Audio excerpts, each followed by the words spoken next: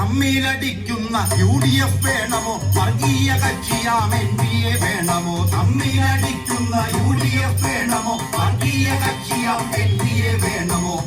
ഓർത്തു ചിന്തിച്ചു നാം വോട്ടുകൾ ചെയ്യണം ഇടതിൻ തുടർച്ച ഉറപ്പുവരുത്തണം ഓർത്തു ചിന്തിച്ചു നാം വോട്ടുകൾ ചെയ്യണം ഇടതിൻ തുടർച്ച ഉറപ്പുവരുത്തണം മാറ്റങ്ങളൊന്നായി കൺമുന്നിൽ കാണാം നേട്ടങ്ങളായത് നമ്മളെ തൊട്ടതാ മാറ്റങ്ങളൊന്നായി കൺമുന്നിൽ കാണാം നേട്ടങ്ങളായത് നമ്മളെ തൊട്ടതാ